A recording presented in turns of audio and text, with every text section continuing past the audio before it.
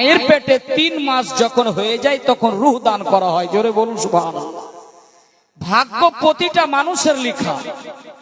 আমার নবী সাহিবে লাউলাক তাজদারে মদিনা রাহাত কলবু সিনার যখন ভাগ্য লেখা হয় তো আমার নবী বলছেন যে আমি যখন আমার মায়ের পেটে গর্ভেতে ছিলাম, মা আমেনার গর্ভেতে, তখন আরশে আজিমে যখন আমার ভাগ্য লিখে তখন ওই কলমের শব্দ আমি নবী মুস্তাফা শুনতে পেয়েছিলাম। জোরে বলুন সুবহানাল্লাহ।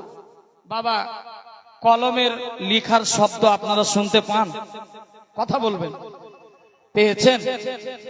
পাননি। কিন্তু আমার নবী বলছেন যে যখন আমার ভাগ্য লেখা হয় তখন আমি ওই কলমের আওয়াজটা আমি নবী মুস্তাফা শুনেছিলাম। জোরে বলুন সুবহানাল্লাহ। নুন ওয়াল কলমি ওয়া মা ইয়াসফুরুন। আল্লাহু আকবার বলেন। এই কলম দ্বারাই আমার রব্বুল আলামিন আমার ভাগ্য লিখেছেন।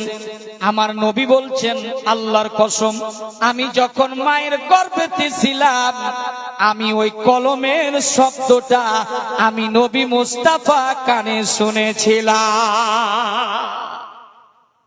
সম্মানিত ভাইরা আমার রাসূল কায়নাত সাল্লাল্লাহু তাআলা আলাইহি ওয়াসাল্লাম এটুকু তো কানের শব্দ।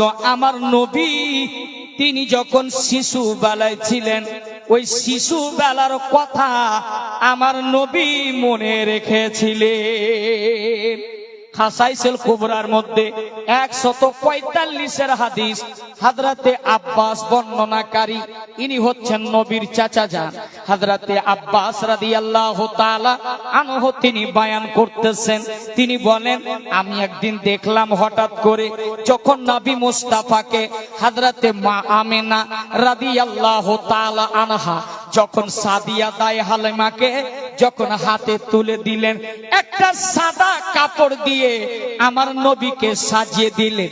মা আমেনা রাদিয়াল্লাহু তাআলা আনহার যেন যখন সাজিয়ে দিলেন, আমার নবীর এত সুন্দর চেহারা, আমার নবীর এত সুন্দর মুখরা, যেই চেহারা দেখে বাবা গো এই নবী মুস্তাফার চেহারা মোবারকে কোনোদিনই পৃথিবীর কোন মশামাছি বসে নাই।